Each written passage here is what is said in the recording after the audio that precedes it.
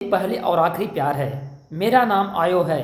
मैं एक लड़की से बहुत प्यार करता था और शायद आज भी करता हूँ। यह उस समय की बात है जब मैं 10वीं में था और वह 9वीं में पढ़ती थी। मैं 10वीं की पढ़ाई अपने ज़िले में करने के लिए गया था। मैं जहाँ रहता था उसके पास ज़िले की कॉलेज ही प्रतिदिन वहाँ शाम को घूमने आ जाता करती थी।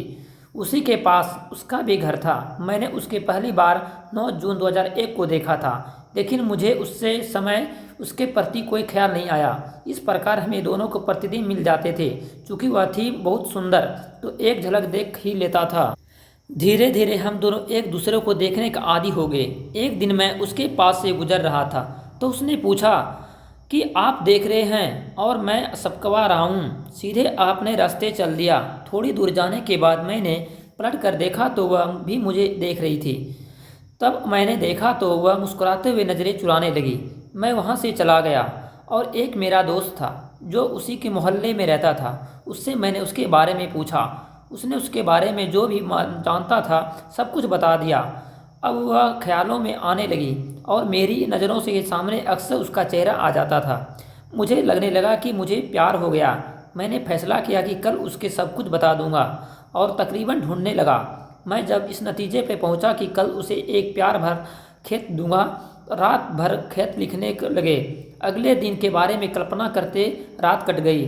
सुबह और तैयार होकर अपने प्यार का इजहार करने के लिए चल दिया। वह 10 बजे स्कूल जाती थी और मैंने यही समय चुना। वही ठीक अपने समय पर भी थी। मैं भी तैयार था। जब उसने मुझे खड़ा देखा तो वह अपने सहेलियों से पूछे कि जैसे जैसे वह मेरे सामने आ रही थी मेरे दिल की धड़कनें तेज हो रही थी। जब वह मेरे करीब आ गई तो मैंने कहा, सुनिए। तो उसने मूड खराब कर दिया। उसने पूछा क्या है, तो मैंने खत देते हुए कहा यह आपके लिए है। तो उसने कहा यह क्या है। मैंने कहा खुद खोलकर देख लीजिए, और मैं वहाँ से चला गया। यह सब बातें अब उसकी सारी सहेलियों को पूरा पता चल चुकी थी। अब मैं उसके स्कूल में टिफ़िन का इंतज़ार करने लगा। टिफ़िन हुआ और मैं वहीं पर खड़ा हो गया। जब उन लोगों ने मुझे देखा तो उसकी सारी सहेलियों उसे मेरी ओर भेजने लगी और मेरे पास आई और मेरा खत वापस देते हुए बोली यह मुझे नहीं चाहिए, और चली गई। अब तो मुझे जैसा सांप सूंघ गया था। मैं वहाँ पे बहुत देर तक यूं ही खड़ा रहा गया। तभी मेरे दिमाग में आया कि शायद इसी बात से लिखी हुई है। जब मैंने उसे खेल कर देखा तो होश उड़ गया। उसका जवाब हाँ था। पहले तो मुझे कुछ देर तक विश्वास ही नहीं हो रहा था। फिर मुझे खुशी से नाचने का जी करने लगा और उसके इंतज़ार में 2 घंटे वहीं बिता दिए। जब छुट्टी हुई तभी उसकी सहेली आई और भाई आ गया और कुछ बता दो, मेरी 10वीं की परीक्षा भी नज़दीक आ गई है, इसलिए मैं अपनी तैयारी में जुटा गया हूँ। लगभग 3 महीने बाद दिए गए मैं उसके मिल नहीं पा रहा हूँ। जब मैं परीक्षा देकर लौटा तब फिर उसके स्कूल के समय उसका इंतज़ार करने लगा और वहाँ आई, लेकिन काफ़ी गुस्से में थी और अजीब सा चेहरा बना रखा था। मैं उससे कुछ कहने जा रहा था तभी वह बोल ही पड़ी, मुझे आपसे कोई बात नहीं करनी है, और वहाँ अपनी सहेलियों के साथ चली गई। मुझे समझ नहीं आ रहा था कि क्या हो गया। फिर मैंने सोचा गलती तो मेरी है, तो उसकी सहेली से बात करने का विचार किया। मैंने उसकी सहेली का नाम लेकर बुलाया तो वह मेरे पास आई और बोली, हाँ कहिए जीजाजी। तो मैंने पूछा कि मुझसे बात क्यों नहीं कर रही है। उसने बताया कि वह आपसे नाराज़ है, आप उसके बता दो करते हैं परीक्षा देने। जब उसने आपके दोस्त से पूछा तो उसने कहा तो परीक्षा देने के बाद पटना चला जाएगा और आगे की पढ़ाई वहीं से करेगी। मैं अब रात भर सोचने लगा कि कैसे मनाऊंगी। मेरी मानने को तैयार ही नहीं है, नाकाम कोशिश कर रही थी। इसी दौरान बहुत सारे दोस्त भी, उस समय एक था, उसको भी मैंने अपनी बात बताई तो उसने कहा ठीक है। उसके रूठे हुए 6 महीने से भी ज़्यादा हो गया है, लेकिन वह मुझसे बात करने को तैयार नहीं है। मैं हिम्मत करने वाले हूँ से नहीं डरता हूँ। उसके सहेली की प्रतिदिन फ़ोन करता था, लेकिन उसने कभी बात नहीं की। मैं गुस्सा होकर 2 महीने तक उसे दिखाई ही नहीं दिया और नया साल भी आने वाला था। मैं उसे 30 दिसंबर को फ़ोन किया और यह सोचकर किया कि आज हाँ या ना हो ही जाए। फिर फ़ोन पर उसने बता दिया कि आप इतने दिनों से कहीं नज़र नहीं आ रहे हैं। मैंने भाव खाते हुए कहा पढ़ाई का दबाव था। तो उसने कहा कि इतना पढ़ाई में ध्यान देने लगे कि मुझे भूल गए। मैं आपको नहीं भुला। तो उसने कहा कि इतने दिन बिना देखे कैसे रह गए।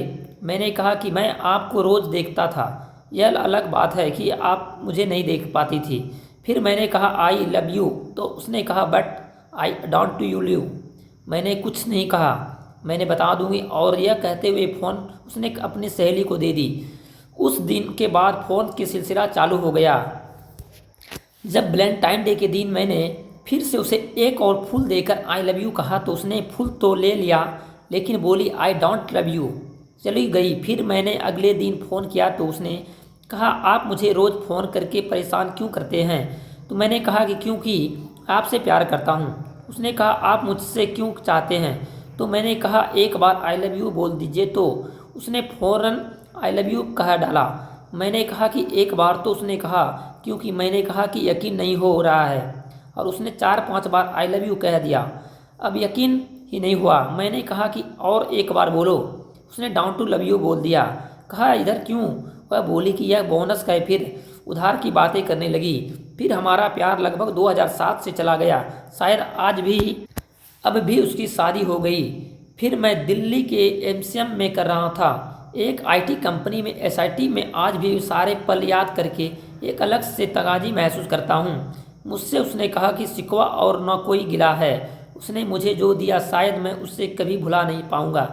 मैं उसे आज भी इतना प्यार करता हूँ और शायद आगे भी करता रहूँगा। वही मेरा पहला प्यार और आखिरी प्यार है। शायद ऐसा प्यार मैं अपनी लाइफ में दोबारा नहीं कर पाऊँगा।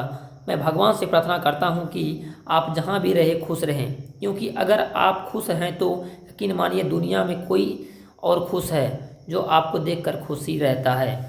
दुनिया में शायद प्यार ही किसी का पूरा हो सकता है। प्यार पर यकीन और भरोसा रखिए।